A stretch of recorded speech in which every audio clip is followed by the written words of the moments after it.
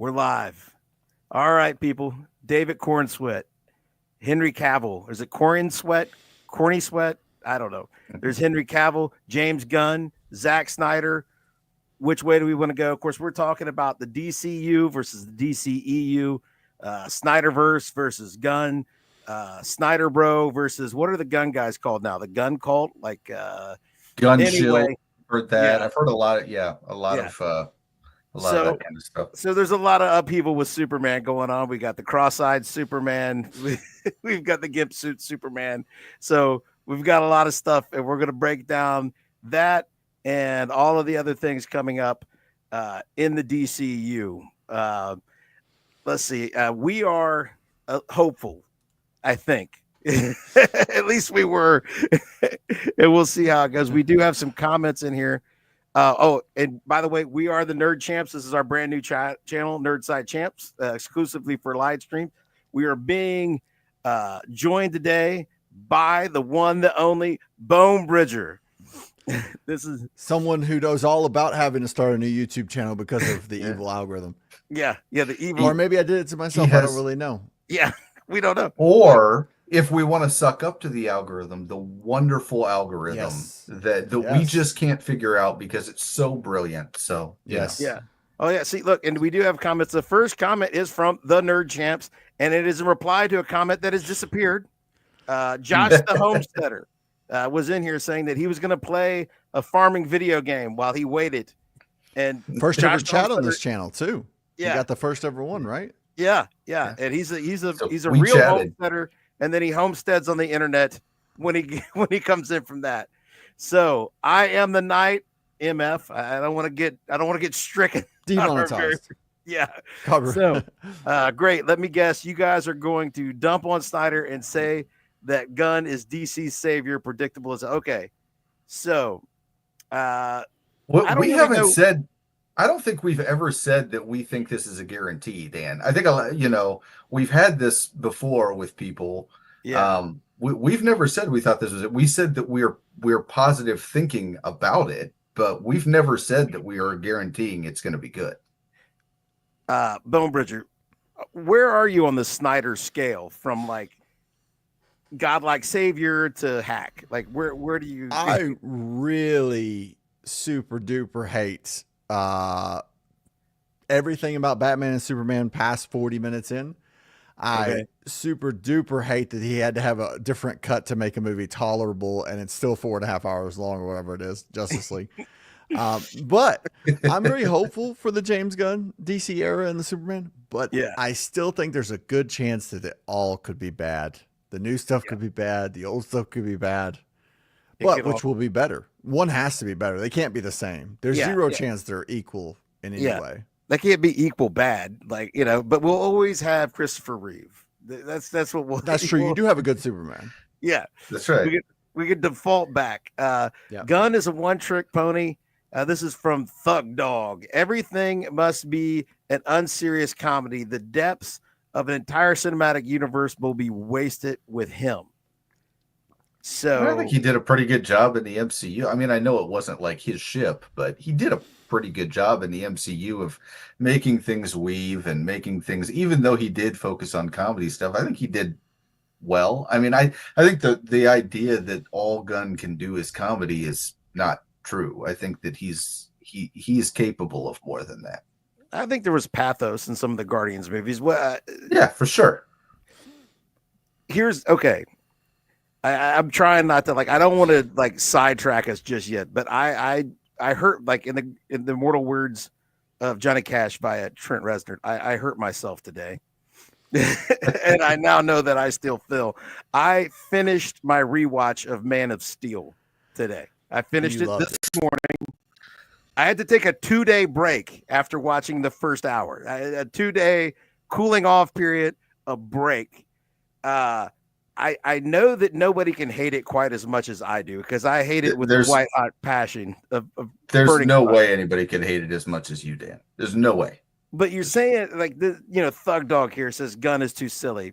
I was trying, I was arguing with some of our Snyder friends on the thing, and I was saying, it's like if you could distill the vibe of being at a funeral and put it into a superhero picture. That's just the overwhelming tone of the whole thing.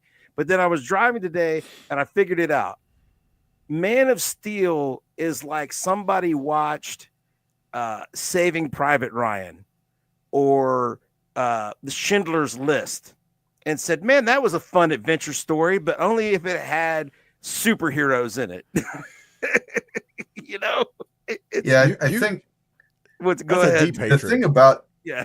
the thing about Man of Steel is that they were so unsure of the direction of where that universe was going to go that to make that the first movie of that universe was just it was a colossal mistake because it set the tone. How is Batman going to be darker than that? Like how? You know what I mean? How is that going to be the most hopeful thing in this universe? That's the thing that they just completely and totally missed on. It's why I think that the entire universe just fell apart. They started with the wrong foundation. They thought they were going to start with the right character, but they started with the wrong foundation, and that's why this whole thing fell apart. If I could describe the movie in a word, the word would be somber. It's so somber. And the irony is Wonder Woman did so well and was received so well and made so much money. The first Wonder Woman. I'm definitely not talking about the second one. Yeah. Not 84. Yeah. No. But compared, if you think about Wonder Woman versus Man of Steel, it is a breath of fresh air. Like it is, even though it has a grim ending. Yeah. It's at least got a fun kind of uplifting tone throughout. Yeah. One thing's for sure though, I don't think many people disagree with this. I'm so thankful that James Gunn is not doing an origin story for Superman. We don't need it. That is a win. Like that needs to stop. We've seen it. We've seen it. How many times? We've seen it. Yeah, I do have to say in response to that, who knew that the trenches of World War I could be so fun? It's true. They made that epic, even though it's like the grimmest thing ever. Yeah. Yeah. But yeah, I forget where I was going. Yeah, those trenches are a super good time. And let's see, where do we go here? A couple of guys looking to get internet famous by hating on the only good comic book movie director of the last decade. Cheers. How many things can we count wrong with this statement? Like how many things can we count wrong? Fun fact, I think I was internet famous at 16, but no one knows for what. That should be that'd be a fun video. It's on YouTube still. I went and looked. But I am on YouTube somewhere when I was like 16 and there's your homework, folks. There's your homework. I missed my calling. I should have just stayed the course back when I was 16. One day we'll do that. That'll be a fun thing to do on stream one day. Were you that hide your kids, hide your wife? Was that what that? Were you in a boy band? I was definitely not that cool. What I did was far sillier than that. Robin Sparkles? I don't know. Oh god, yeah, Robin Sparkles. What a reference. John Snow knows nothing. Ignore these random haters, champs. We all know that DC had nowhere to go but up. It didn't have anywhere to go but The last movie they released was Blue Beetle, folks. I mean, come on. Like, nowhere to go but up. No, they're entering the drawer. But now let's get into that because various statements have been made that Blue Beetle is canon in the DCU. So that's what he said. Yeah. And this isn't like he was throwing some things out there like Shazam and some other movies like, oh, we'll see how it goes. And then after they flopped, it became pretty clear that they weren't going to be. But Blue Beetle flopped and flopped hard. And even after that, he's still like, no. Blue Beetle's going to be in some stuff. I mean, Bonebridger and I both reviewed this on Jonathan's channel, and I don't know about him, but I can say I would not have watched the movie had it not been for that review. Like, there's no way. And I was the only one at my showing on the premiere night. I was too. No one. I was. Too. It was like opening night, and there was nobody there. Now, I can tell you this. Surprisingly, it was not a terrible movie. It's just nobody saw it, and it was super generic, super generic. But it wasn't the worst thing I've ever seen. It wasn't. It gets back to what Bonebridger was talking about with origin stories. At a certain level, all of the origin stories are the same. Yeah. So Yeah. yeah, not only do you don't really see anybody's origin story really anymore. It's so much backstory that's just not compelling. That was what I was going to talk on. Having to sit through Man of Steel. It's like 30 minutes on Krypton, man. I mean, come on. Yeah. And don't get me wrong, like the one thing I really liked about it when I saw it in theaters was that when there was the whole epic, battle of Krypton being destroyed in IMAX and in 3D, that was pretty cool. Okay, but as far as the rest of the movie, it didn't really work with that very well. And so anyway. So the best part of the Krypton scene, I think we can all agree, is when Zod and his crew gets wrapped in the space dildos. I don't think that gets talked about enough. They are just encased in space dildos and then shot into space so that the space anal beads can suck them into the Phantom. You're gonna get this channel. You're gonna get this channel pigeonholed real quick, Dan. Or you're gonna get. We're only at 14 followers. You're gonna get a sponsor. Yes. Yeah, you get 2 different sponsors from that.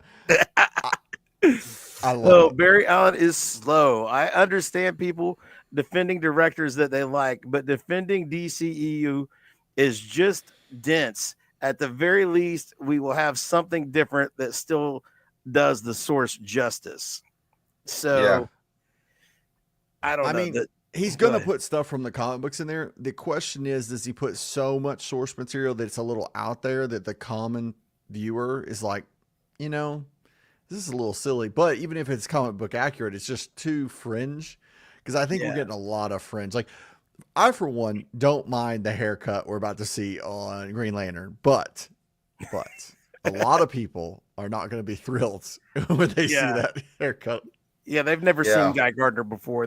I have this, this feeling that the biggest problem that we have when there is kind of a lot thrown into one movie, I think we all have the memories long enough to remember, hey, Spider-Man 3 was way too busy. Hey, Batman v Superman, it was way too busy.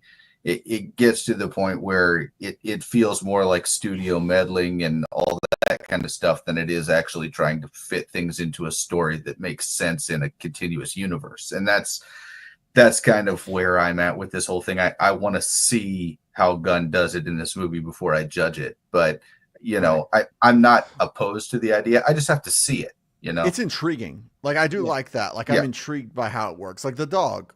I think the dog could work. My initial reaction was like, oh no, we're doing crypto. Yeah. But like, it could be great. I just don't know, Yeah. Yeah. I haven't followed a lot of stories with crypto. I mean, I really haven't. And so, my experience with crypto is that movie with The Rock that came out. That was the only experience that I had with crypto. So that's the crypto that's I'm a never complete had blank cheeseburger, slate, right? That's what it is. That crypto has never had an In-N-Out burger. No, right? The Rock has definitely not had an In-N-Out cheeseburger, according to what he says either. Yeah, to this day, on a to this crusade. day, he still has. He will have his first one, and he'll post about it sometime next year. Yeah, for the 4th time in 2 years, he'll have In-N-Out burger and lie about it. Golly. But I was iffy on crypto until the trailer. The first trailer really sold me on crypto. I thought crypto was going to be bigger. I'm not going to lie. Yeah, the number. But the number of characters we're getting is the only thing giving me pause now. Because every time I turn around, there's like another one. They're throwing more in there. Right. So now, I think that could be amazing if they do it right, but it does run the risk of not being Superman's movie at all. Because we know what Supergirl will be in it. Guy Gardner. Wait, is it Guy Gardner will be in it? One of the Green Lanterns. Guy Gardner. Yeah, Guy Gardner's in it. You have Hawk Girl's in it. Yeah. I mean, I wouldn't be surprised if you had some. There's going to be a lot. There's going to be a lot of characters. It's a lot. But see, now I'm getting the vibe. And this is where I think that James Gunn might do something better than what Marvel's doing. Everything is going to be in the same continuity, but not in a way to where you have to have seen everything to understand anything. You know what I'm saying? Like Marvel in comics was the first one to have this united continuity, but it didn't mean that every month was a company-wide crossover. Sometimes in Spider-Man, he'd be swinging and then Thor would just fly by. and he'd be like, "Oh, hey, I wonder what Thor's up to." And that was the whole thing. It was just like one panel, just so you knew that these guys were all in the same universe. But it's not like you had to stop and go read that month's Thor to know what was going on. And I feel like James Gunn might do this way. Everything is the same, but like you're going to be able to see this Superman movie not having watched Creature Commandos, and you'll be fine. That's important that some things don't. Like Creature Commandos needs to have no real impact on this movie. Like even if it's the same whatever, it should not have any kind of real correlation where you need to do homework. Yeah. I feel like in the MCU it feels like it's all homework now. Yeah. Like, I'm actually going to start giving homework on my YouTube channel. I feel like that's a good strategy to make your viewers have to do homework to watch. Yeah. She'll be like, you're not up on the continuity. You need to know where I am and what my end jokes are. Yeah. So let's see. Dan and I were pulling our hair out when we were watching Rings of Power because we were like, did we miss something? Did we had to go back and do some stuff. So, you know. How could you possibly defend the new Superman suit? It's just knockoff Under Armour with a cape. Cost effective. Oh, at the risk of getting flagged again, we have a friend who's a mutual friend, Jonathan at Real Comic Book Center. He loves him some Henry Cavill Superman suit, and I've been teasing him that it's a gimp suit. I mean, it's very tight, and it's not actually tight. It's tight in a way that can't actually be achieved with real fabric. It's molded, it's sprayed on. It is not as great as these guys try to act. I haven't watched Man of Steel again. It's like the textures like a new basketball or like a golf ball or something. That's a weird choice. I never liked the missing trunks. I like the yellow S on the back, and I don't think it's bad that Superman's suit looks like clothes. Like, is that awful? You want to know how I knew? First of all, I knew, okay, but when I really knew that the new Fantastic Four movie that came out in like 2013 or something, when I knew that movie was going to be terrible, aside from the fact that I already knew it would be terrible, when they released the poster and the Thing had no pants, okay, the Thing had no pants. And Dan, we were working together, and we both looked at it and we said, this movie is going to suck. There's no way it can be good. Okay. The Thing has no pants. I look at Superman's suit and I see the red briefs and I just say, these people get it, man. You know what I mean? These people get it. Okay. You know, you just didn't get it before when you didn't have the red briefs. That's it, man. It's just the same thing with the Thing in his pants. When I see those red briefs, I know that comic book people were in charge. Yeah.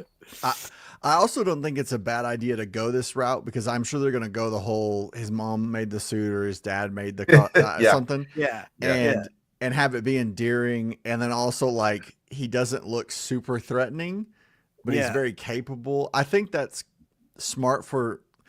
I'm going to say something, and I don't mean this as a mean thing. I do mean it as a good thing. But younger generations that go to movies like stuff like Five Nights at Freddy's. They like stuff that's a little off and a little quirky and things like that. There's nothing wrong with that. That's trying to be like macho, pretentious, all this. Yeah, doesn't seem like a guy that wants to be a hero and help people and not hurt people. Like it doesn't. So I like it. I mean, will it work? We'll see. It could not work at all.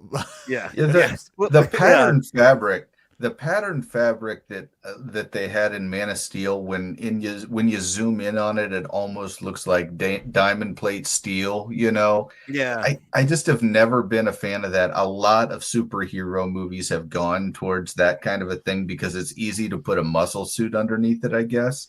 But it just isn't. It isn't a realistic looking suit in my mind. I just never thought it looked right. So I think it might be something that maybe it works well with CGI. Maybe that's the reason they do it. I don't know, but it just doesn't look right to me. It never has. See, I am the Night Thug. Don't forget Superman freaking dog. I'm anxiously awaiting the explanation of how this was possibly a good move. Dude, you're going to sell so many crypto toys That's it. that it's going to break That's the it. bank. The dude that wrote this, his little daughter is going to see the commercial and want one for Christmas. That's going to be the thing. Okay. Yeah. The crypto thing, like, I think it was overdone, like people thinking it was silly at first. Yeah. Like, Yeah. They could totally mess it up. Don't get me wrong. The dog thing could get out of control.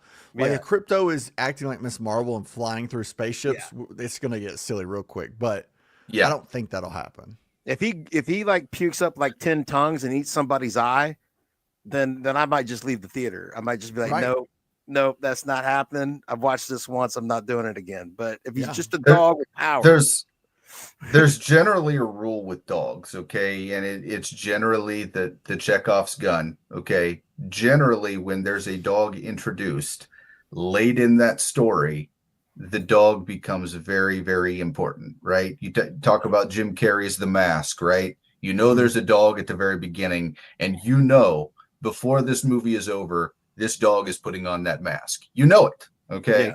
And so that's kind of why I think a lot of people have pause, is they think that crypto is going to be a very integral part of the story. I don't think that's what's going to happen here. And we'll see. I mean, but you put my mind at ease. I was watching Bone Bridger's stream the other day, and you guys were talking about Supergirl and how crypto is going to be in Supergirl.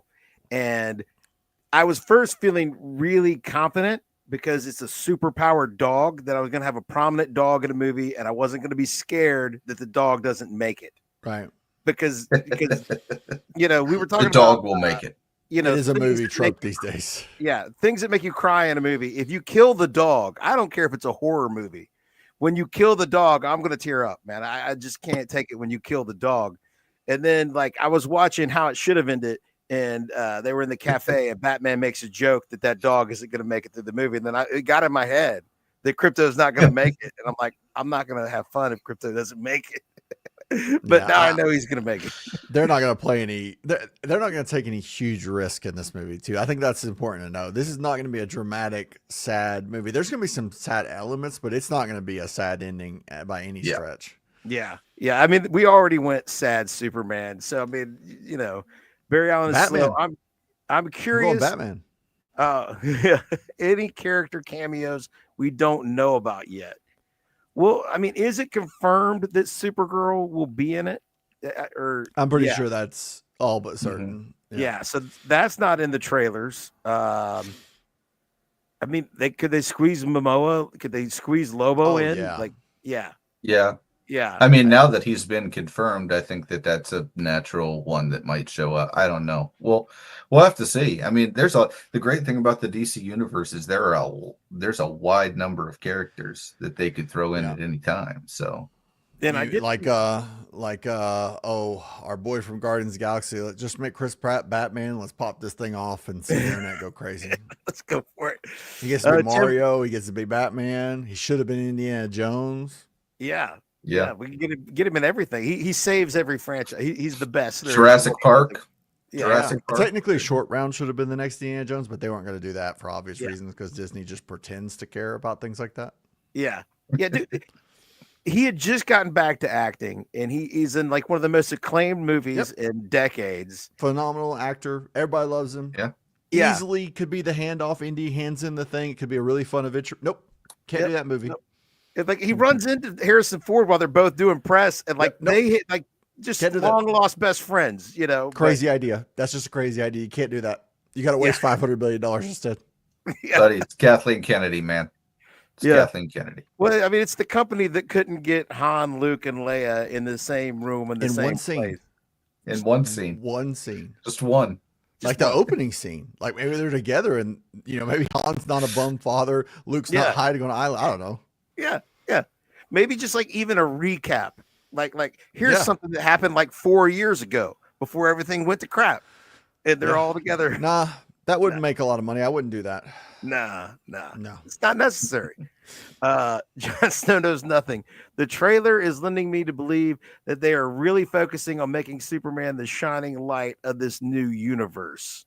Yeah, So I mean, that's once again, that's different than how they came out of the gate with Man of Steel. There was no shining light in that movie, and I think that's the difference. I think, Dan, you brought it up a few weeks ago on our live stream, where in the trailer they showed a scene, and I think they did it on purpose, of him saving that kid from the debris.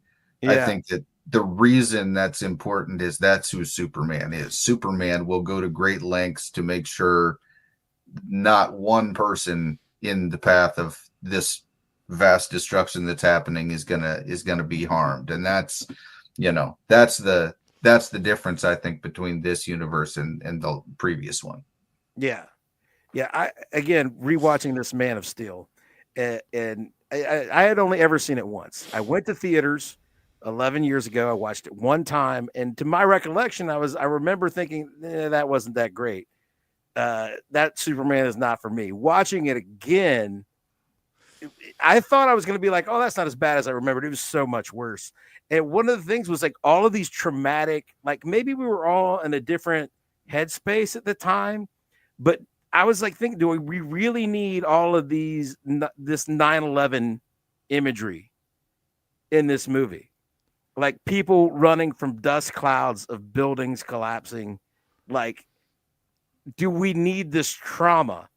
Watching. Well, do we need a device trying to destroy the world too? Like, does it have to be like that scale? Yeah. Like the world has to be destroyed. Like it was just so unbelievably out there. You know, it's crazy that Zack Snyder can't comprehend that the whole world ending thing is not as compelling as like the simple story of Superman versus Zod. Just make it real personal. Like, make it real personal. I don't need the others. I don't need the world to be threatened. Like, they can have this philosophical thing about the end of Krypton, and it doesn't. You don't have to. It seemed like there was just so much emphasis on collateral damage in that movie, like just things blowing up, buildings falling down, people. There is getting killed on a mass. There is history. There is history here that kind of explains, I think, what they were trying to do. We had just come off of Christopher Nolan's Batman trilogy, and what they were trying to do, I think they were trying to do something that was grounded, realistic. Yes, there's going to be collateral damage when you have two godlike beings just tearing each other apart in a city, and that's what they were trying to do. What they completely and totally missed on is there's a reason that it worked in Nolan's vision, and that's because the character worked in Nolan's vision. Nolan trying to do that with Superman would not have worked, and they kind of just said, go ahead and do what Nolan did, but do it with Superman. That's not ever going to work, because that's not the character of Superman. And so I understand what they were trying to do, because they Warner Brothers had it in their brain. Oh, well, we'll just do the same thing, but we'll do it with Superman. You just can't do that. With Warner Brothers didn't really have a brain at most years, but at that power level, when you scale it up, like you're talking about mass carnage. Like Batman can get in that kind of fight, and you're not wrecking the whole city. That's the thing. You're not talking about thousands of people dying, whereas like those buildings falling, that's a lot of death and destruction going on everywhere you look, and that's like 9/11 times 20. I mean, like it was bad, and they didn't really think that through. So I am the Night. Cavill is far and away the best embodiment of Superman we have ever had. Him not being included in this universe was criminal. Okay, so we do get this, like Jonathan of Comic Book Center is on this all the time, and he still cries about it every night. The people on X are crying about it. The people the only thing that I think Snyderverse did well was casting. Like the casting was like, it was great, but to me, that makes it even worse what they ended up doing with it. The potential of who they had in place and what they could have done versus what we got, it's criminal, Yeah, really. they didn't let Henry Cavill be the Superman he should have been. They didn't write him that way or anything. No, it's really, and I know people, the Snyder cut versus the Whedon cut on Justice League. One of the things that, and I've never watched the Snyder cut because I just don't need that kind of, like, I almost like had to go run a warm bath and open a vein halfway through Man of Steel. So I can't make it through 6 hours of the Snyder cut. I'm not going to do that to myself. But one of the things that Whedon tried to fix that people get mad about is the plot of Justice League is contingent on of a whole world mourning the loss of Superman. This Superman character that was this beacon of light that they erected a statue for, and they're all sad that he died. Like, they had not established that Superman in that universe. You know what I'm saying? Like, the Superman that they had depicted, people would not have reacted in that way. And so Whedon gave us like 5 minutes with a CGI mustache removal of him saving cats and being the Superman that we remember that people would be sad to lose. And I don't know. I'll just leave it at that. We've got tons of comments and things to get to, so I'm just gonna okay. We'll just leave it there. Let's see. We got Jason, frequent guest contributor. He goes, "Those space diddles are my Superman." Those Kryptonians be weirding out. I'm telling you, man, you're gonna get this channel canceled before it even gets off the ground, Dan. Or a big sponsorship. Yeah, I wasn't like really active in YouTube and like even social media at the time because it's 11 years ago. If I will find him, if that's not like a meme that people used like a lot, it should have been. Ooh, I should start using that Zod clip. That's a good clip. Yeah, that's a good one. Yeah, he says it like 3 times. I mean, it is up there. That's a good clip. I need to get that. Yeah. I mean, it's up there with Khan. The delivery is just right there. It is like. I'm glad you said that. I need to use that. Yeah. Yeah. When I watched it, I was like, did he just really just say that 3 times and to just lose himself? He did. Yeah. Oh, let's see. Jason Galt, Guardians was super fringe. Yeah. But see, the thing is, it had all kinds of weirdness in it, a ton of characters. Nobody was familiar with these people, and it was a huge hit. So they did great. That's the thing, man. If you're gonna mess with something, make it something fringe. Don't make it something standard. Don't make it a staple. Don't make it Superman. You know what I mean? I just saw Creature Commandos. I couldn't tell you if that was comic accurate or not. It was entertaining, but it was fringe. You know what I mean? It was gritty. It was fringe. That I enjoyed it, but don't do that with Superman. That's not Superman. Right. You know what I mean? So maybe that's why we're getting so many cameos and side characters, because he can mess with those characters. Superman could be. You know, is there anybody that's going to be upset if he messes with Hawk Girl? No, nobody cares. You know what I mean? Cares. Come on. Yeah, it should be an entertaining character. Like, yeah. All right, we got a comment. Kate Johnson, that's my daughter. I'm gonna say that's your offspring right there, Dan. Yep. Dogs make everything better. See, facts. Yeah, I raised a good kid. She knows the facts. Dogs do make everything better. True. So, yeah. Kate is a dog. Kate actually is on the. I don't know the name of that, but she watches dogs. You know, like she'll go sit your dog. Oh yeah. Yeah. So yeah, she loves the dog. I'm in trouble at the house because we lost our dog like a little over a year ago. I won't get another dog yet. I'm still like, I'm not ready, you know, but dogs are, Jason's agreeing that dogs make everything better.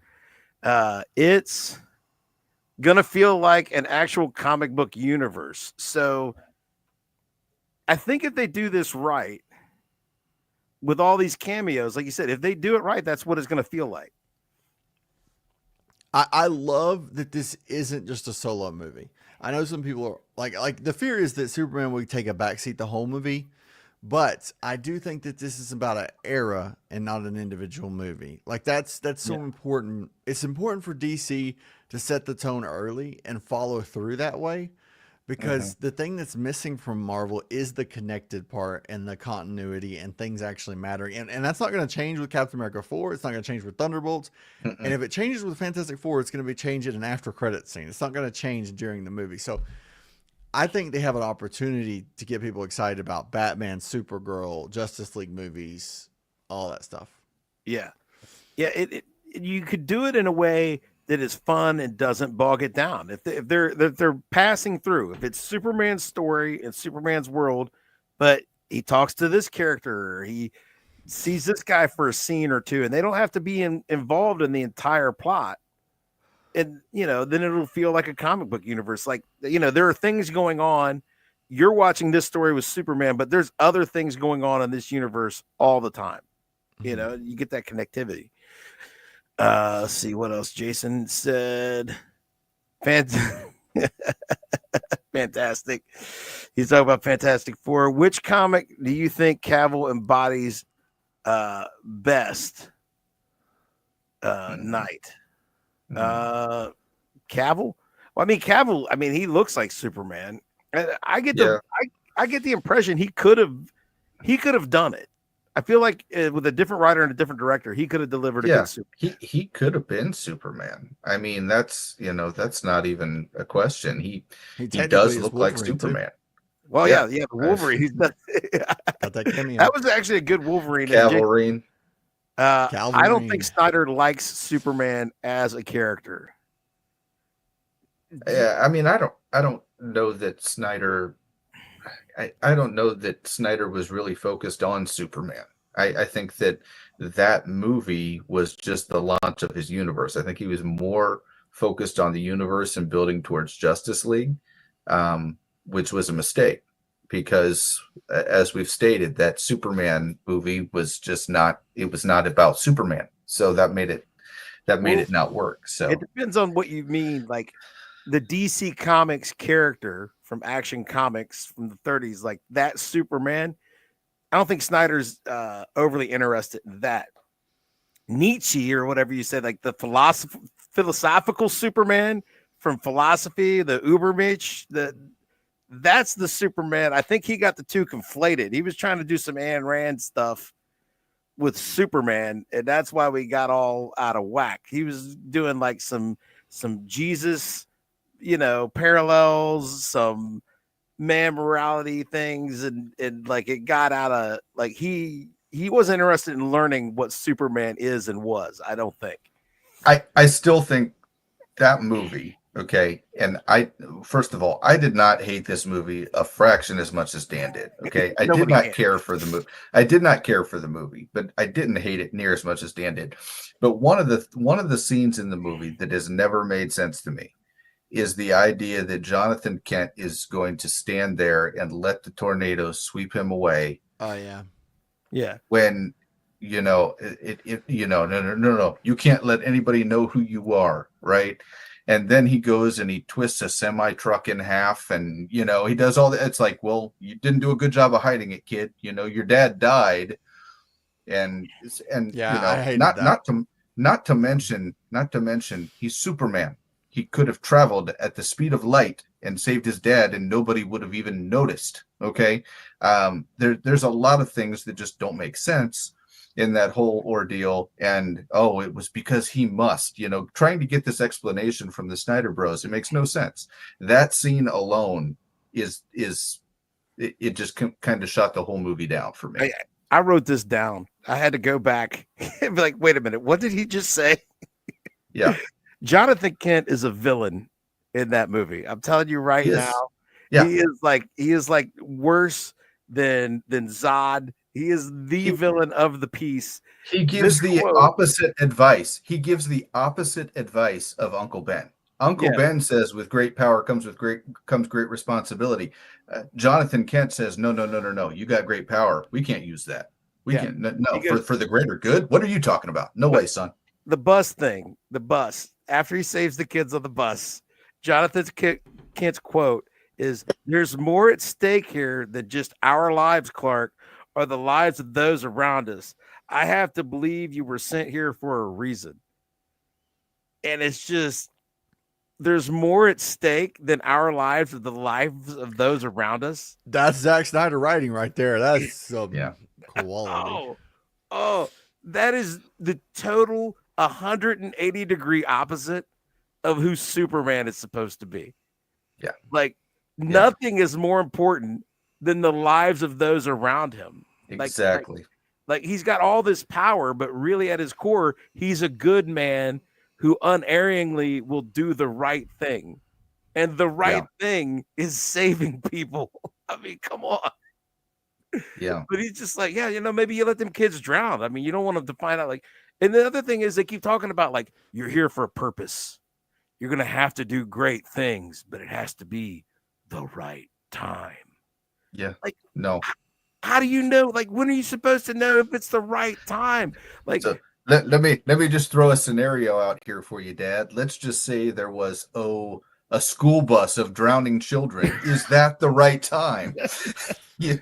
I'm just throwing a scenario out here that might come in useful at some point. Let's say you're about to get sucked. Hey, Dad, how about you're about to get sucked up in a tornado and die? You have time to gesture to me, which means I could have got you and got back to where I was, or just gone 1,000 miles away, and nobody would have noticed. Nobody would have noticed. Or how about this, Dad? The dog is trapped in the car, right? And nobody else is still by the vehicles. They're under the overpass. I could run just kind of a little bit extra fast, tear the car to shreds and nobody will see me, and get the dog. And you can go hang out with Mom. But no, nope. You will save the dog and then I will let you die. And he's saving dudes on an oil rig. How many dudes did he save on that oil rig? Like when he rips the door off, he's already let his dad get sucked up in a tornado. But 15, 20 dudes on an oil rig, no mask, no costume, no nothing. I could just bust in here, save these dudes, jump in the ocean. That's cool. And then you could go to the secured military installation in Antarctica in your long sleeve, in your long sleeve tee, and just walk through the ice, man, and burn a hole in the side of a mountain. Yeah, no big deal. No big deal. And then the only one who notices you burning a hole in the side of a mountain on this highly secured military installation is the reporter who happens to be there. I guess they don't have a sentry. They don't have security. Let's talk about Lois for a second. Okay, let's talk about Lois in this movie, because Lois, like it or not, is one of the most integral characters in Superman. Okay, if you don't like Lois, then you really can't like Superman, because Lois is going to be saved by Superman. So I did not find Amy Adams at all likable in this movie. I don't know about you guys, but I did not find her as a likable Lois. She came across as the, calls no man Mr., kind of just, really strong woman reporter kind of thing. They really tried to go supremely unlikable with Lois. And I thought that just added to why this movie just didn't work with Superman. What do you guys think? She added to me, there's a whole string. This is supposed to be the grounded Superman, right? Yeah. Everybody in this movie has outrageous things happen to them, and they're way too calm about it. The dude whose truck he suspends on broken off telephone poles. Yeah. Walks out of the bar and just huh. His reaction. I would have got a bigger reaction. That's new. That's a good point. That's new. I haven't seen that before. The only quality acting moment in all of the Snyderverse technical movies that has to be from The Flash, when the nurse freaks out about what just happened to her with the babies and him. She's the only one that reacts the way you should. Just total terror at what just happened. Just total. Yeah. Like I think the dude's carrying a car. He doesn't drop his stuff. He doesn't jump up down and freaked out. You would get a. If I saw somebody carrying a truck or a car, I would just run screaming the other direction. Just fear. Yeah, just something's coming to get. But I was theorizing that maybe in the DCEU, Yetis are real, and that happens to him all the time. You know It's what not I'm a saying? big deal. This Yeah. is not the first time his truck has been suspended. Just on Yetis. poles. Yeti attacks daily. Yeah, and like Lois follows the dude in the long sleeve tee in Antarctica through a hole burned in the side of a mountain. Yeah, with no like big deal. no big deal. She gets to Well, the bottom. There's a floating robot. She was selling purses at Dunder Mifflin, and then now she's, a big time reporter. So that character's come a long way. Yeah. She came from a cartoon to be a princess, and all that stuff. There's a lot of things that Amy had. But all of her reactions in Central Park. Yeah, all of her reactions are too muted. They're too small. It's just like, really? She does not seem like Lois to me. I don't know why. I don't know if it's because I grew up with just a different vision of Lois from what we saw from the Donner films, or even what I saw growing up on Lois and Clark and some of the other stuff, but it just does not seem like, she never seemed like Lois to me. And because of that, I never bought him a Superman. That's just part of it. I fell behind. Me and Jason are in a mind meld. He's bringing up the children drowning part. F them kids. We're so Walking Dead. We're gonna have to start marking these streams for adults only. I think we're trying. Hey man, we have kept it relatively PG-13, I think, except for talking about a few things here and there. And listening to a surprising amount of Pearl Jam. Yeah. I'm going back to the Pearl Jam reference. That I know how they got that name, and and we did see some of that when they go to the Phantom Zone. So, did Superman take an entire town? Like take it out, or what do we mean? Like, I know that. Well, Man of Steel, like there's more than a town getting power. I don't know. Did Superman take an entire power? I don't know. Maybe he's. I don't know. Did he take an entire town's power? Okay, that's what he's asking. Okay. Did he take an entire town's power down? I can't remember. I don't remember. Honestly, I've seen the movie 3 times, but the last time was like two years ago, so I don't remember. I do know that when you drill a hole in the side of an Arctic mountain with your laser vision, there's no steam. I know that somehow you could drill a hole in all that ice and there will be no plume of steam.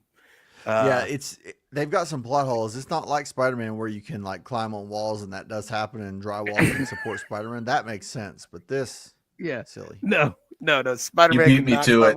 You totally beat me to it. You totally beat me to it. I was gonna. Look, man, I'm willing to suspend disbelief a little bit on some of these superhero things. You know what I mean? When I'm talking about an Ant-Man movie, I'm talking about a dude that talks to ants. Okay, it's stupid, but.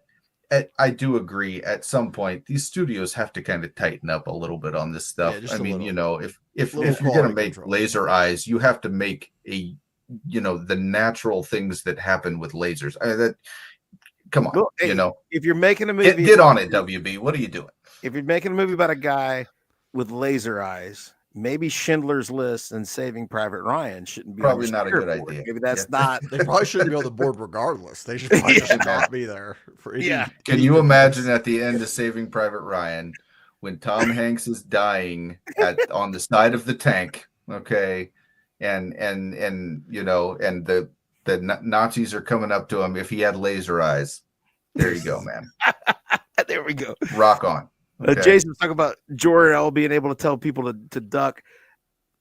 The AI Jor-El, that's some very Thundercats stuff. I felt like it kind of takes away the loss of your whole society if they're all just in the singularity and you can talk to them anyway. That just seems kind of lame. But it's very Ghost Obi-Wan, it's like, oh, he died, but he didn't really die. You know what I mean? I've never really been a fan of that. I've never really been a fan of it. Well, somebody has to explain to Clark that he's Krypton Jesus, right? That you have to lead them. I think show them the way. Figuring it out, though. It's like he kind of figured it out, but yeah. So, okay, we've been cutting down Man of Steel. James Gunn, but with the bright colors, the dog, the fact that they put him saving somebody in the trailer, that's there for a reason. You've got the John Williams score. or at least pieces of it. I think we're going a whole new direction. I know people are really like. I haven't talked to you about this, Tim. What's your take on the people flipping out about the eyes, about the face and the fisheye lens and the whole thing? I mean, here's the thing, man. I mean, people need to. You can take like just random shots of any. You can take random shots of absolutely any movie and make it look silly. And I think that's I'm not really as tied up into that as some people. I think the big thing with this movie is I am positive about it. Okay. I'm not going into this like, oh man, I can't believe they're doing this. You know, that's not how I'm going to feel going into this movie, which is the first thing I felt about a DC movie in a long time. And the last time I felt good about a DC movie was when I went into Dark Knight Rises, because I had just seen Dark Knight and I was kind of expecting something on the same caliber, and it wasn't. But I went in with positive thinking that, because they actually did a really good job with that trailer too. And so I'm going into this with positive. Now, that doesn't mean it's going to live up to what I think it can be, but I'm at least willing to give this one a chance. And, you know, I'm not going to get tied up in all the little details about, you know, the eyes and the things like that. I'm not going to get tied up at, you know, even the things like the suit. I think that we haven't seen really what the suit is going to look like when he is Superman. You know, we really haven't seen that yet, you know. And so I think that's something that I'm gonna just, you know, I think the movie in general is going to be, I'm gonna go in with positive feelings and we will see how I come out. But yeah. And so, okay, Superman. Oh, what is your feeling of the fisheye lens, Bonebridger? What did you think of that shot? I think it's entertaining to talk about, but I'm not worried. I'm not worried about the renderings and stuff. Yeah. No. Yeah. I do think, I feel like, I mean, his face is a little distorted. That does happen, the wide angle up close. And that distortion to me feels like speed, like it's stretching out. You're going really fast. You know, that, I don't know. It seems he just looks like that. You know, he's just really cross-eyed. They cast David Cornsweet because of his cross-eyed nature. I used the picture, Dan. I used the picture on the thumbnail for this stream, and you know, he kind of looked like an egg or something. And it's like, okay, so they used this weird lens to take the picture. It doesn't matter, okay? You know, his face is kind of distorted. Who cares? You know what I mean? Like, you don't know what frame that is, and until you see it, it won't make sense. So I'm not getting tied up in that. I told Jonathan, again, I've been arguing with him a lot since I had to subject myself to Man of Steel. And I said, if scene 1 of this Superman movie is David Cornsweet's Superman getting kicked in the head by a mule, and he spends the rest of the movie amazing. If he just you're cross-eyed, it's still going to be better than Man of Steel. If he got kicked in the head by a mule at the opening, I would lose my mind. See, that's got to be entertainment value, right? Just kicked in the head. The rest of the movie, he's cross-eyed. That mule would have a broken leg. We all know that. So, then, you know, it like, wouldn't. Maybe Clark's glasses are actually corrective lenses. Like, could be. Superman has a lazy eye, and Clark actually can look straight because he's got the. And that would still be better than Man of Steel, in my opinion. That's grim. So the rest of the DCU, I'm looking at the timeline. Waller, I guess, has already been pushed back, and I don't know if or when it'll be made, but I kind of feel like it's better for that not to have been out before Superman. I feel like Superman should have been the first thing. You know, it's all in this. If this fails, I don't think any of this other stuff happens. They're filming Supergirl, but Warner Brothers is not a company that can afford failures right now financially. Like it'll be panic at the disco. It'll be true hysteria. If Superman doesn't make 800 minimum, it'll be panic. Yeah. Like if it makes 600, people at Warner Brothers I feel like they're pumping up the advertising a lot. And They and want if they're a pumping up the big. advertising, if they're going to pump it up this much, yeah, 700-800 is like the floor. You Yeah, can't, they you want can't. an I mean, easy billion. yeah, if you spend this kind of money, I Yep. mean, it's gonna, if you can't do what Flash did, you can't You spend can't. the Super Bowl spot. They had the primetime Super Bowl spot, and then they just completely flopped. You can't have that. That's Well, what ended it for me with the Snyderverse is people trying to defend the Flash and its box office return is good enough. Nope. no, Nope, Nope. Not good no, enough.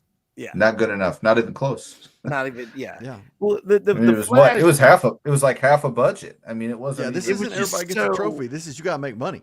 yeah, it's that was so ridiculous. It was obviously from a continuity that's already been abandoned, but they were just trying to sell tickets. They made Yeah. James Gunn go act there. Said, well, maybe it The is. best Maybe ever. this is Yeah, part of yeah, I it. remember that. I think I it's the best remember movie that. what was ever made. I mean, it's just like, man, you're just emptying the cupboard of this crap that you made. You got canned goods that expired like 6 months ago, and you want us to eat them and tell you that they're good. Is what that was. It's like, I found this in the freezer. You think we ought to eat it, guys? That's what was happening. Yeah. We got comments. See, who is this? We got Ooh, Derpy Batman. Entertainment. Dan with the best Batman shirt ever. Oh yeah. I'm rocking the old school. When I we're like it. talking about Superman, Dan's got a Batman shirt on. I don't know, man. What's the Well, deal? see, here's the thing. And I was telling Tim this the other day. Like, you would think, based on my reaction to Man of Steel, that Superman was sacred and like my number one thing. Nah, Superman Batman's is our thing, actually, man. yeah, We love Batman. yeah, Superman's not my top 5 or 6. Like, I mean, he is the originator, but my favorite characters are Spider-Man and Batman. So when you go DC, I'm all about Me Batman. too. So yeah, and I'm rocking this. This is more of like an Adam West era, because I think Brave and the Bold, we are gonna get a less serious Batman, and I'm ready. Forever, Batman has been darker, more serious, darker, more serious, darker, more serious, until we've gotten too far. It's too serious. It's too grounded. Now Batman is a kind of almost not that great PI. You know what I'm saying? He's not even really all that good at detectiving. The Riddler is obviously a lot smarter than he is. He can't drive his own car.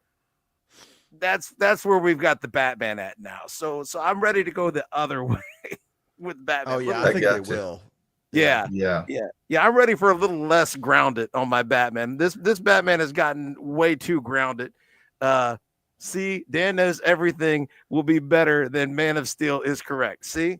Yeah. It will be. Yeah. And Derby Entertainment. I like the Flash, though. It's unfortunate the story was the story. Here's the thing.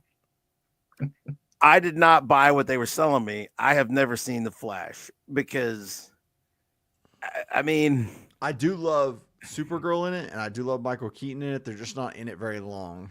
yeah, I was prepared Well, to Dan, go. I was. yeah, Dan and I were both really excited to go, and then that's when the right about the time frame we were thinking about it is when people were like, "Don't go see this movie." Like, Yeah. if you really love comic books, don't go see this movie. Well, the thing that got me is I found out that Keaton was like 5 minutes tops. And that as long was as the Red Hulk's reason. gonna be in Captain America, basically. Yeah, it was the Captain America. Like, all these people who are gonna go see or saying they were gonna go see Cap 4 for the Red Hulk, and then you find out he's in it less than 5 minutes, and There's it's no like, point. You can watch the Red Hulk scene online the same day; it won't matter. yeah. So like, I was gonna go see the Flash to see Keaton's Batman, and when I found out it was less than 5 minutes, I was like, well, that's all I was interested in. So, Derby Entertainment, Man of Steel was great until ending of it was real. Superman film, Cavill's version took out would have Zod. locked up Zod. Oh, okay. So he only got lost. It only lost him when he killed Zod. I got to tell you, that's though, where most people were officially not. Yeah, I mean, well, and then the weird weeping afterwards, and it was just the whole thing was totally overdone He at that wasn't scene. Superman at all in that moment. Before that scene, though, I think there was plenty for people to complain about. A lot of people didn't want to. They were still giving it the chance until then. Yeah. I do remember, and I'm giving myself credit for 11 years ago sitting in that theater. I wanted to like that movie so bad. I really did.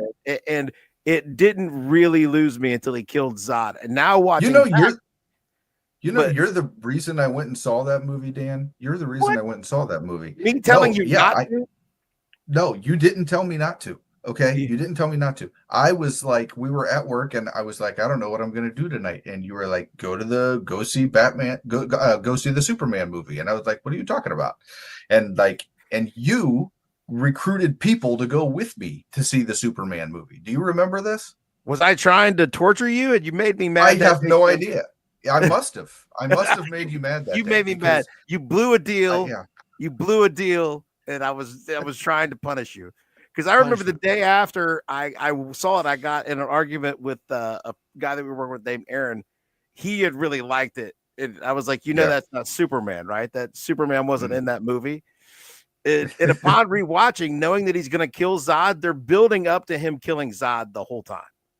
With his father, Jonathan Kent, the villain, with Jor-El and his semi-fascist show them the way, you're the bright light speech. It's all leading up to him being a murderer. The idea that he doesn't kill a bunch more people is what's actually more surprising, I think. Let's see. I wasn't a fan of Costner being wasted like that either. Kevin Costner is great. Like I haven't seen what's the thing that he screwed up Yellowstone to go make? Horizon? Horizon. Yeah. Kevin Costner is the most amazing guy of like doing these crazy projects to destroy his career and yet being able to resurrect it anyway. Like this is what act 3 or 4 of that. We had Waterworld, we've had The Postman, and now he's got Horizon. Yeah. Every time he gets everything on track, he's like, wait, I've got a great idea. And then he takes all the goodwill he's just built. It makes something crazy and stupid. It's the greatest career trajectory that you can come up with. I have 2 questions for Dan. I'm here to answer them, whatever they are. Yeah. But while we're waiting on those questions, let's go back to Kevin Costner. Let's just remember that Kevin Costner was in this movie. Diane Lane was in this movie. Yes, you know what I mean? Michael Shannon is a very capable actor. They had cast down, man. Amy Adams had just come off an Oscar performance. I mean, Cavill had been in acting since he was like 16 years old. I mean, he had done a lot of stuff. Zack Snyder. He can get it done. This was just, to have that cast and have it be that big of a miss was just not, it's just not acceptable. Here's the thing. Kevin Costner delivers those awful Jonathan Kent lines so well that it takes an additional viewing to realize how dumb what he's saying is. He's saying something horrible. Yeah. You're like, oh, wait a minute. He's not Elliot Ness. He's like bizarro Jonathan Kent is what it is. We got with Brave and the Bold, who is your new Batman fan cast, and what should the tone be? More like Batman and Robin with Clooney or Bale's version? I think they are going Batman and Robin route. Okay. I'm not like Tim. I don't think Batman should be as big as a house. Tim is Alan Richardson all the way. Alan Ritson he's been my fan casting for like 5 years. So yeah. Like Tim would have Taylor Mayne or the Undertaker play Batman because he needs him to be 8 feet tall and 3 feet wide. But I don't think you have to be that big to be deadly. This is a Batman who is, I think he's about he's at least 2 Robins deep, because I think we're going to get Nightwing and Damian. He's older, and the guy, they're not going to go this way. I would take like a Jonathan Hamm. I think he could definitely give John Hamm. I think John Hamm could do it. Like Don Draper, he could definitely give you a great Bruce Wayne. I mean, that would be peak Bruce Wayne. And it's going to be weird. It's going to be weird because clearly, if this is the first Batman movie in the universe, they want him to be here for more than one Batman movie and for more than one. I mean, yeah. So but where they're picking up, they've got to pick a guy that's at least in his 40s, at least, right? And Yeah. that's kind of the problem we're going to have here is how do you pick a guy that's in his 40s? Not everybody is Hugh Jackman and is going to look the same 25 years from now. So yeah, not all of us are immortal like Hugh yeah, Jackman. he's a vampire. I mean, Yeah. I don't know what else to do, but yeah. So it's gonna be, because I mean, again, you're gonna be 2 Robins deep. This guy has to be at least. I mean, Jason might be dead. We don't know that. Jason might be dead. He might be back as the Red Hood already. We don't know. Maybe they don't skip Tim Drake. Yeah, maybe they don't skip. I mean, you just never know where they're going to go with this. Yeah, I mean, talking about a 40, 42, 43-year-old Batman minimum. At minimum. But yeah, I think Jonathan, and tone wise, I don't think you have to go full Clooney. You don't have to go camp. But I could go Batman 89 level, because like people, the Tim Burton, the Batman 89, they could still cut a joke in there. There was still moments of levity and weirdness. I could go with that kind of tone. That would be a tone I would enjoy. I would go Alan Ritchson, as I've said 1,000 times, because he's not as big as they make him look on Reacher. Okay, he's not 6'8". He's more like 6'4", 6'5". I could go with that as Batman, and I think that he's about the right age is where we need to be. I think that he could still play Batman for about a decade, which is fine. I also think that the tone needs to be kind of an in-between. No, I don't want to go back to the goofiness of the Schumacher series. That was just weird. And I also think that we need to kind of step it up from where Nolan went, because that just kind of set the tone. You can't really do anything else off of that. It's just Batman that you're going to do if you do that. And so I think that they're going to have to go a little lighter than that. But yeah, definitely not as goofy as the Schumacher series. Where would you go with it, Bone Bridger? Who's your Pedro Pascal? That's what I've been told. It's Pedro Pascal. The man of 1,000 faces, right there. Read the casting sheets for most movies it shows, but if you pick him, that's a safe pick. That's just what? Playing odds. Here's the thing: if I was to go bet in Vegas right now, I'll bet you he's got crazy odds. I'll bet you he's got crazy odds. He's got to have the highest odds of anyone for any role. Okay, let's see. Because it's based on the Grant Morrison run, and with the very first page, the dynamic duo is literally chasing a frog. Oh wow! So they're going to be chasing a frog. You know what? Here's the thing: if you're going to go campy, in honor of my shirt here, I don't want to go Clooney campy. No, I want Adam West camp. Let's go all the way. Let's go round the horn. Batman in the full daytime. Red phone. In the commissioner's office. Let's pull the little thing to get to the Batcave. Yeah, the little statuette or whatever it was. Yeah, I want the live-in aunt who has no idea that they're Batman and Robin. They're just totally in the dark. I hate to run, guys, but I have to jump off of here and let y'all finish up. All right, no problem, buddy. This was good. We're finishing off anyway, but subscribe to the Nerd Champs. Yeah, subscribe. Find Bone Bridger. Yeah, thanks, watch that man. Nerd Champs. Yeah. All right, we're gonna make it through some more of these. Let's see, Jason. Grant Morrison run was dark AF. I don't know. I think I read it, but it's been a long time. Derpy, it was both. Jason, and then it was goofy and dark. I think goofy, that's goofy and dark is the Burton movie, the first one. Yeah. Well, and I think there's a lot of Thor has kind of gone a little goofy, but had some darker elements to it. There's kind of some balance there that you could find if you're looking for it, I think. So yeah. Derpy, I think we should have Oracle at this point. I would go for Oracle. I love. Oh yeah. Yeah, like Ned said in Spider-Man, you got to have the guy in the chair. You gotta have, of course. Yeah, and that's Batman's guy in the chair is not a guy; it's a girl, and it's Barbara Gordon. And like you could have some cool flashbacks. You could have the dark side of it. You could go into how she ended up being Oracle. You could touch on the Killing Joke and the fact that she was Batgirl, because I know that in current continuity, she's been healed. She's not paralyzed anymore. She's back to being Batgirl. But I feel like Oracle was like kind of a more interesting character than healed Barbara Gordon. I think at this point, if it really wouldn't make sense to not have Oracle, but yeah, Batman 89 with less murder from Batman. Yeah, see, but in your head canon, you can just decide that nobody was in that factory when it exploded. The guy that got the bomb shoved down his pants, in Batman Returns, he's fine. Don't worry about it. Okay.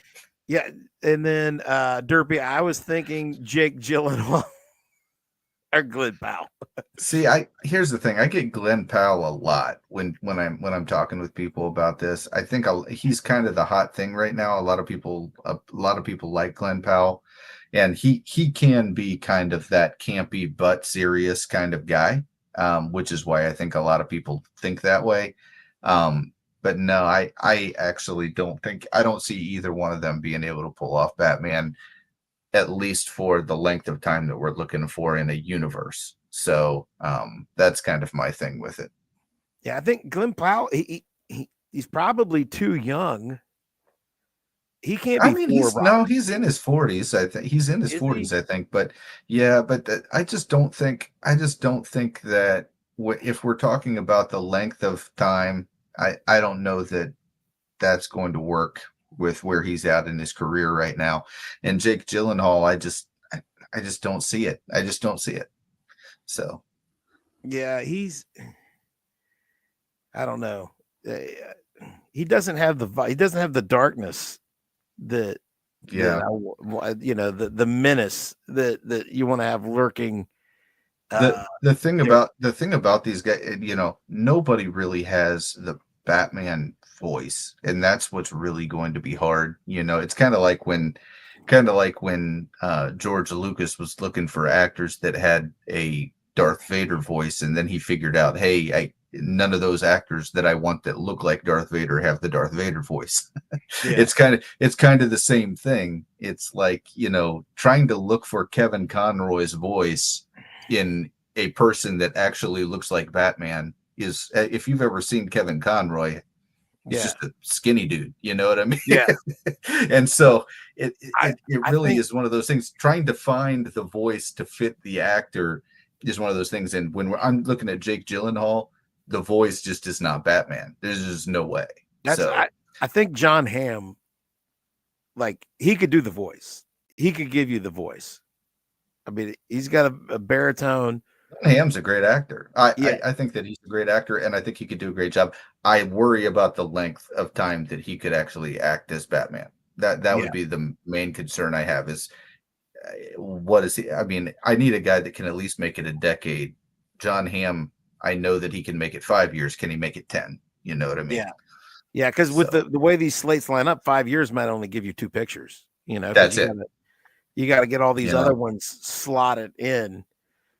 So, but I think we've covered it. I think that the Snyder Bros know that I did not enjoy Man of Steel. Do you think that they got the point that I did not enjoy Man of Steel? Do you think there's somebody out there who thinks that maybe I liked it or something? But let's see. I don't know. I think they got the thing I hope they do is the Adam West narrator thing before the cliff. Oh, that would come to the same Bat Theater, the same Bat month. Yeah. Oh my! Last time on Bat. Yeah. The Cape Crusaders were foiled in a plot by the dastardly Penguin. And the big pals whenever they punch somebody, that would. It would be great if they went all the way that campy, and then they let Matt Reeves keep making his movies. Yeah, exactly. And then on one hand, you've got total camp Batman, and then you've got like ultra grounded. I'm not even really good at this Batman, just coming out at the same time. Good times. It's crazy, man. Good times. So just so you all know, we both think that the DCU has a good chance of being really good. Mhm. And I think that Zack Snyder should be prosecuted for crimes against humanity because Man of Steel For is sure. an absolute atrocity. You know, is it the worst superhero movie of all time? I'm not in that boat, but or just the worst I'll let Dan movie talk. of all time. I think it's the second one, Tim. I think it's the second one. Hold on, we're getting more comments. Oh, then that would be the difference, though. Yeah.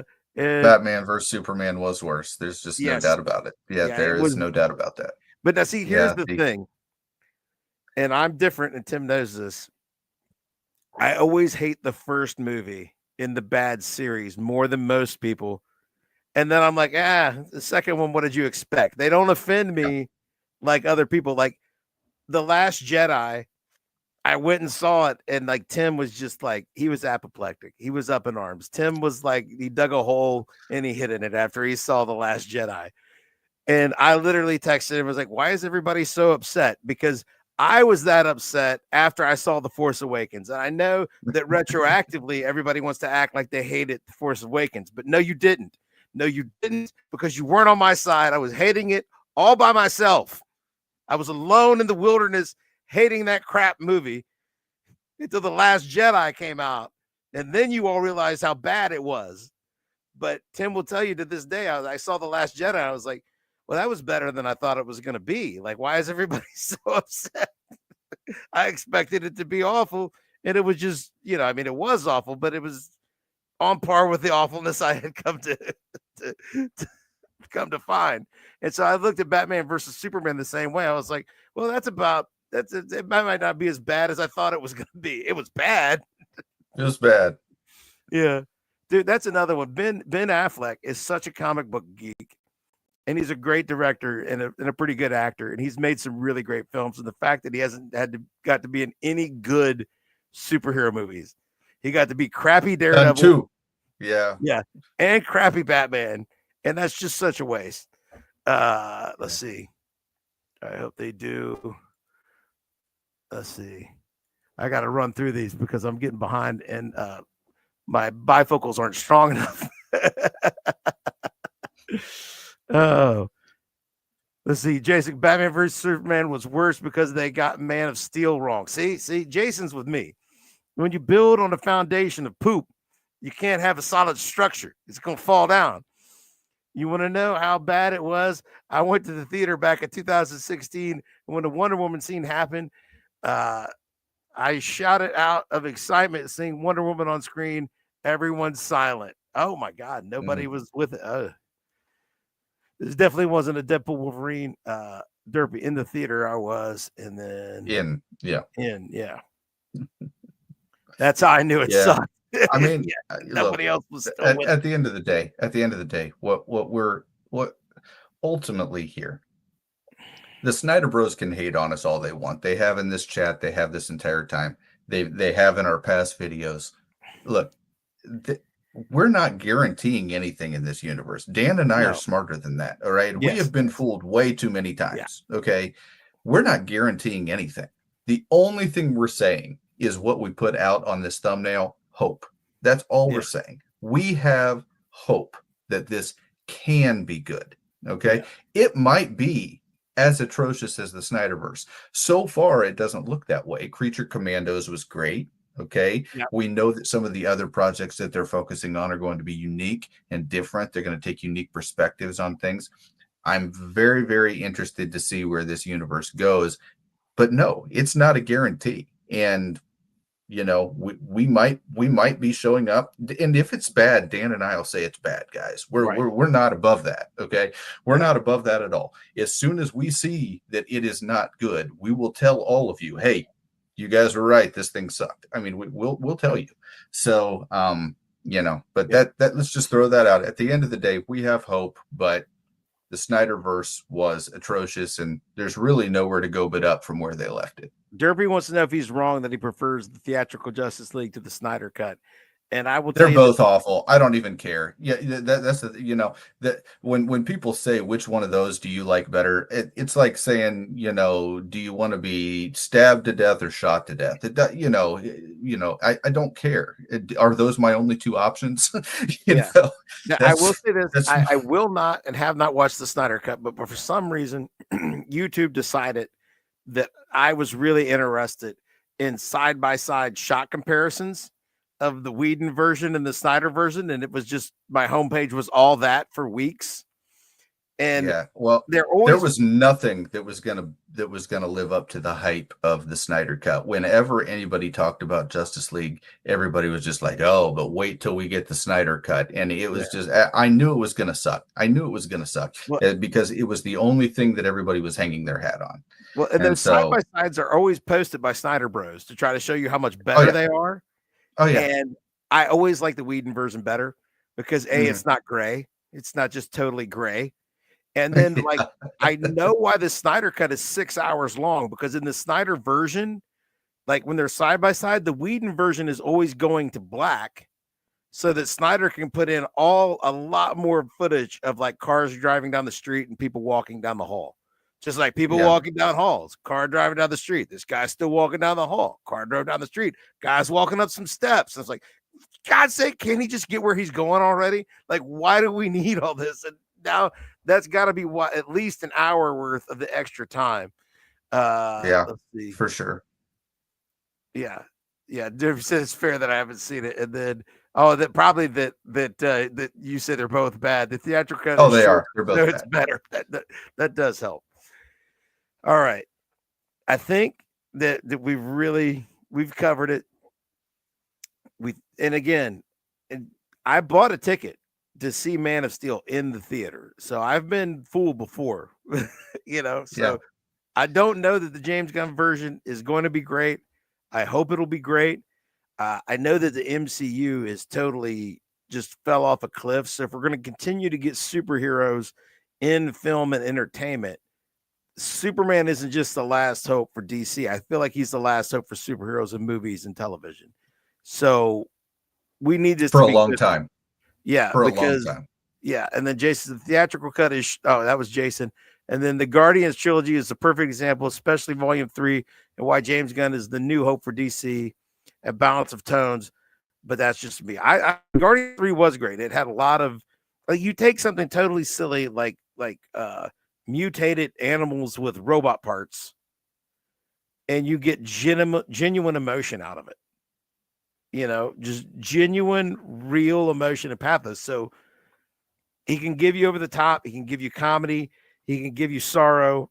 And I hope he does it here, and I really do think he will. I have nothing in the trailer has given me pause. I like the flying scene. I like how quick it's cut going from front to back. I like that yellow S on the cape, man. You can't, people talk about the trunks, right? And the trunks are a big deal. That yellow S doesn't get enough. It doesn't get enough play. Like that yellow S on the cape is a big deal, man. It's like the rug from the dude. It's like the dude's rug. It really ties the room together. It brings the costume together. It's like the webs under Spider-Man's arms. Like sometimes they're there, sometimes they're not there, but it's just always better when it's there. Here's the thing. I think Gunn went back to the Fleischer style of Superman, where Superman is nerfed to the point where people can develop their relationship with the character. Superman wasn't really originally an all-powerful godlike being. He was really strong, but it's kind of like the animated series, the Superman the animated series, which is also very good. Followed Batman the animated series, where they had Superman wearing a spacesuit because he couldn't breathe in outer space and stuff in the cartoon, because they were just trying to dial back the earth-shattering power of Superman to where there were stakes. So maybe we will get a slightly depowered Superman. That could be good. There's a whole range. But so this was our initial stream. We will be here every week on Nerdside. Subscribe to the new channel. subscribe to our new channel. Okay, subscribe to this channel. And we are also at Nerd Champs, and we will be editing these and making shorter versions that you can find there still on the original channel.